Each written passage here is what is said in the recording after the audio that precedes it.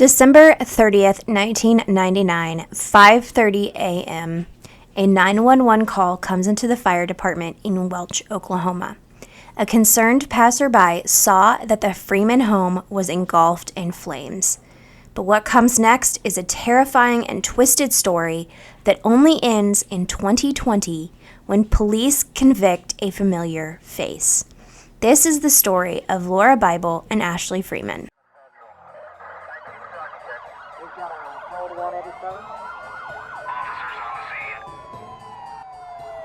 All right, hi guys. We look a little bit dark and mysterious today. I got this new mic, and it sounds amazing. But now I'm trying to pair it with my video, and so I'm just using my camera on my laptop. So I look a little weird, but today's story is so good. It's one that I've been wanting to tell for a while, so buckle up because it's really, really good. It's twisty, turvy. It's going to have you on the edge of your seat. So here we go. December 29th, the two high school friends spent the evening celebrating Ashley's 16th birthday. They ate pizza that day, and I only remember giggling and laughing with my friends at this age, so I'm sure that's what they were doing.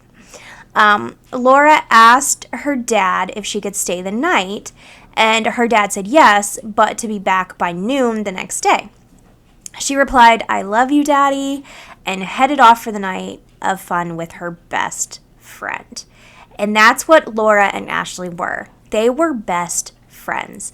And they were pretty normal Oklahoma teens. They had normal jobs. Ashley was employed part-time at Roscoe's, which is a convenience store there in Welch.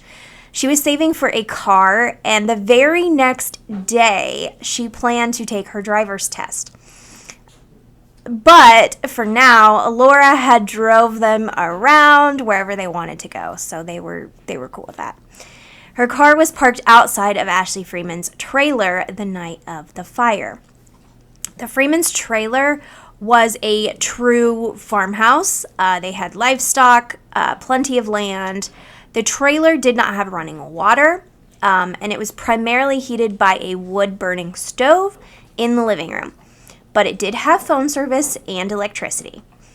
They were hunters and loved the outdoors. They liked their little piece of land, and Ashley liked hunting with her family. They proudly owned many firearms, and they all knew how to use them. This is not me.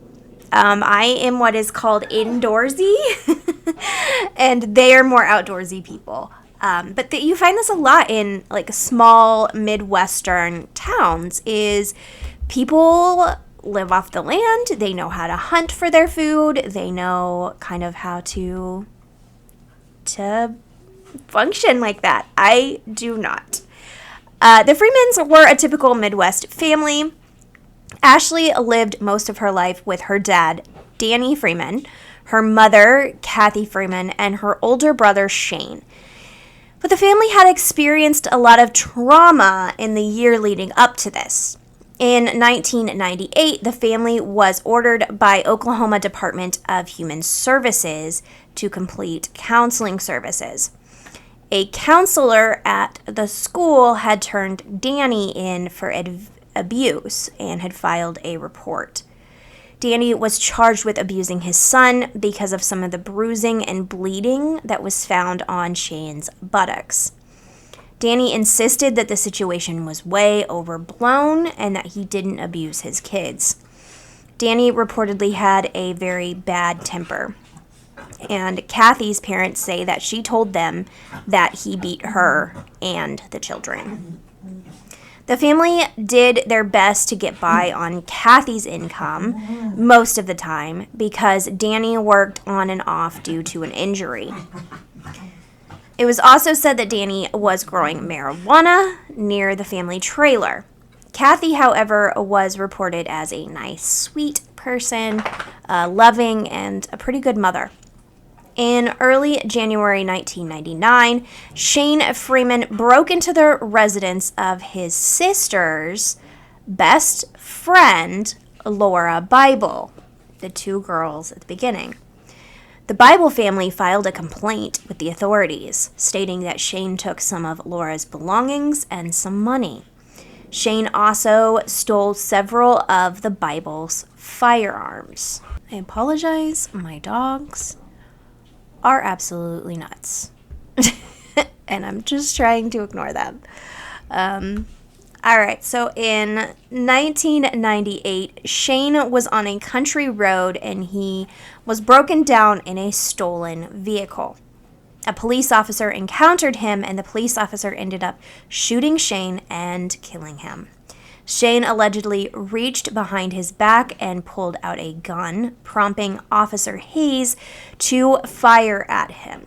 The incident was investigated, and Hayes' actions were found to be justified.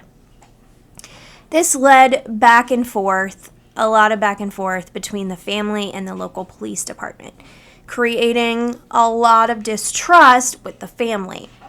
But this was just the beginning.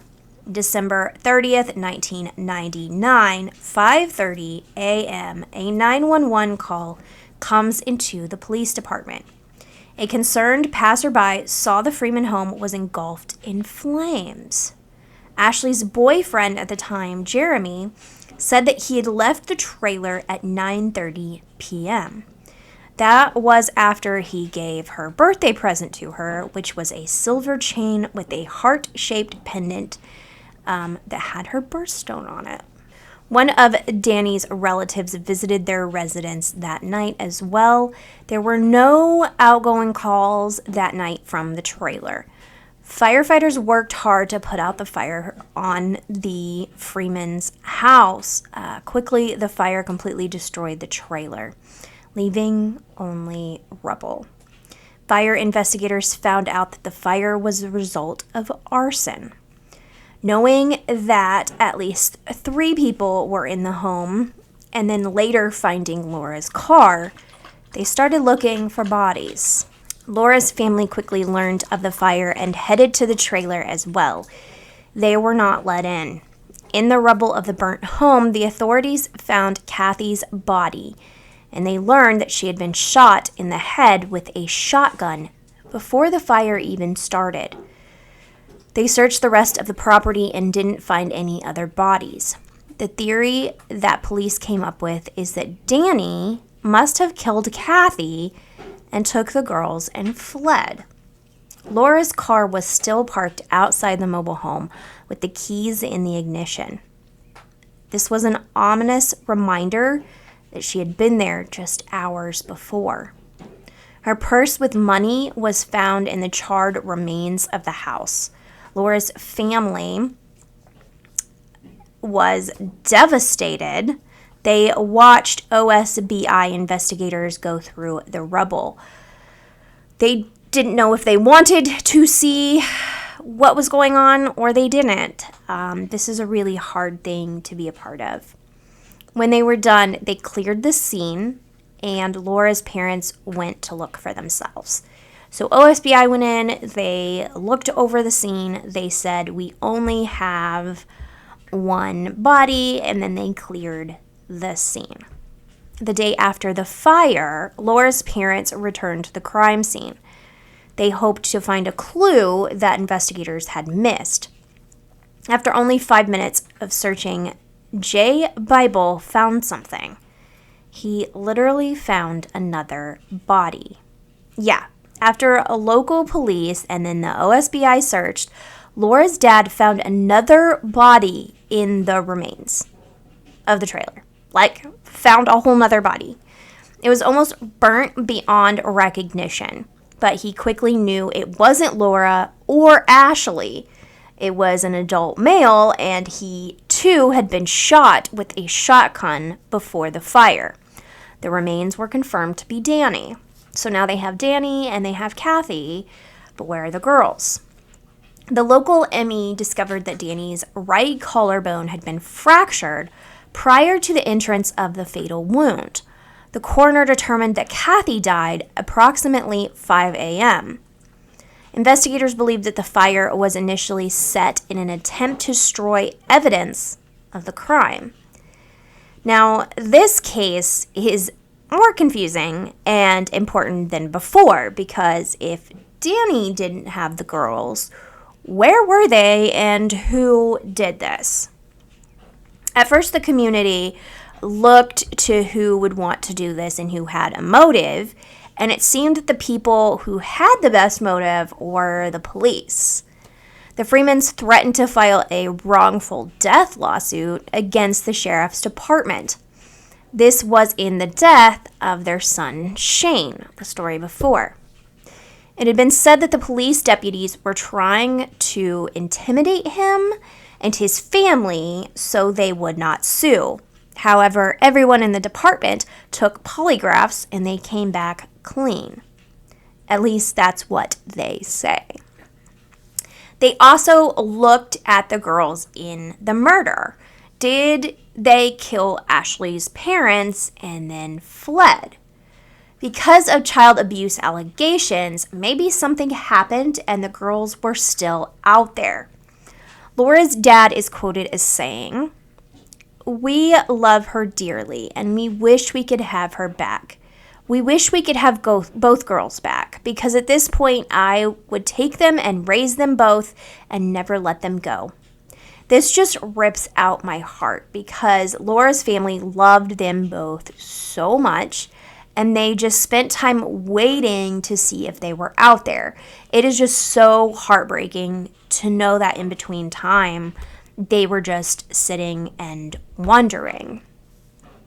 A big break in the case came when a death row inmate, Jeremy B. Jones, confessed to killing Danny and Kathy Freeman. He said he did it as a favor to a friend over a drug debt. Jones claimed that he had took the girls to Kansas, shot them, and threw their bodies into an abandoned mine. A search of that mine, however, turned up nothing.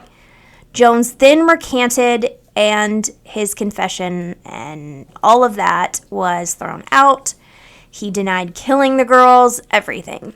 He said he lied to authorities to get better food and extra phone privileges in prison. I don't know why people do this. Tommy Lynn Sells, a popular convicted murderer, also confessed to the murders, but then recanted as well. It was like a roller coaster of emotions, thinking they were close to answers and then having this huge letdown. Ashley's parents had her legally declared dead in 2010, but they never gave up trying to find answers. From this point on, the case went unsolved for 18 years. And I, in all of that, was going to report on this. I was going to report on this as an unsolved. I kind of knew we were getting close, but I didn't know exactly what was going on. But this case was big around here because it was so close to us. So from there, the case went unsolved for 18 years. It wasn't until 2017 that some information was found in the case. A long-lost box of documents revealed interviews given by numerous people pointing the finger at three men: Warren Philip Welch, David Pennington, and Ronnie Dean Buzak. While Warren and David were dead by then, Ronnie was alive. In 2018, Ronnie Dean Buzak was arrested in relation to the crime. The details started to come out in this case, and it was horrifying. This all allegedly took place over drugs. The three men killed Kathy and Danny. They lit the house on fire, and then they kidnapped the girls. Rumors started circulating that pictures, specifically Polaroid pictures of the girls, could be found. Some of the pictures had Warren Welch in them. The pictures were of the girls gagged and bound. It was said that the men held the girls captive while raping them and then killed them. It seemed as if a lot of people knew about this crime, and I think that's what's just the nail in the coffin. There was pictures of these girls. It was said that Warren Welch carried the pictures in his briefcase.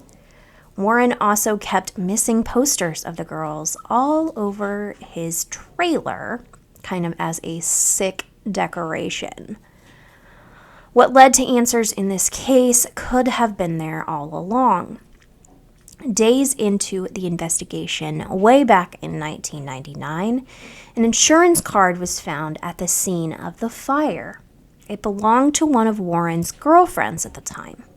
Warren was known to drive her car from time to time, and this placed Warren at the scene of the crime. Why wasn't this followed up more back in 1999? That we don't know. You think police would want to find the real killers to take the heat off of them, but I guess, who knows? There was some back and forth in the beginning if Ronnie was now 66 years old. Like, did he remember everything? But he was ruled as competent to stand trial and did. In July 2020, Ronnie pleaded guilty to being an accessory to murder. As part of this deal, the other charges of murder, arson, and kidnapping were dropped. He had provided a location to the girls in Pitcher, Oklahoma, but the search was a dead end. Ronnie had asked to speak with the families of Laura's and Ashley's, and Laura's mother did end up meeting him.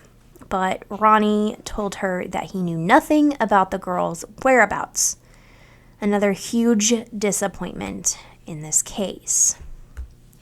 But in 2020, he was sentenced to 10 years in prison in addition to the 5 years of probation. If Ronnie had helped find the remains of the teenagers, his sentence would have been down to 5 years in prison with some probation. In October of 2021, a new lead was presented, and it led to a root cellar of the home formerly occupied by David Pennington. This was big because Buczak reported the words, the root cellar. He just kept saying, the root cellar, the root cellar. David forbid anyone from going down to this area for all of those years. It was also released that Ronnie confessed the girls were shot up with meth before their deaths. He also said the killings were over 2 ounces of meth. He is quoted, Buczak is quoted saying, "It sure wasn't enough to kill someone over. It should have never happened over a piece of cheap dope. It should have never happened over anything." He claimed that Warren Welch was the evil ringleader. Ronnie Buczak claimed the teenagers and the teenage friends were hiding in an open field nearby where the shooting happened. And when the mobile home was set on fire, the teens stood up and the killers saw them. They were scared that they were going to be identified, so they decided to take them. The girls encountered true evil that night and suffered a lot at the hands of the men, who 2 of them died without getting any repercussions. Ronnie remains incarcerated at Lexington Correctional Center in Cleveland County, Oklahoma. Kansas, Missouri, and Oklahoma have been searched related to this case, but nothing has been found. The girls are still out there, and at this point, they may never be found. One of the worst parts of this case is that someone could have done something to stop it. There were 3 men in this crime. There were other people who knew this crime was happening, others who saw the pictures, and they did nothing to stop it or report it. They failed the girls that were innocent in all of this, and now we wait to see if he will do the right thing and tell us where they are before he passes. this truly is just a very senseless crime, and they didn't deserve this. It's hard to wrap my mind around it, honestly. It's also such a local thing. They talk about Kansas in this case a lot. It's just so close to home, and it could have been any Midwestern family. So that's just really, really sad. If you liked the cases that I presented to you today, you can also follow my YouTube and my TikTok. I post short form on TikTok and long form here on YouTube. I also have created my own first non-true story. So go check that out. I'm really proud of it. And we will see you guys next time. Please hit that subscribe button to help me grow. I love you guys. Thank you for all the support. I'll see you guys next time.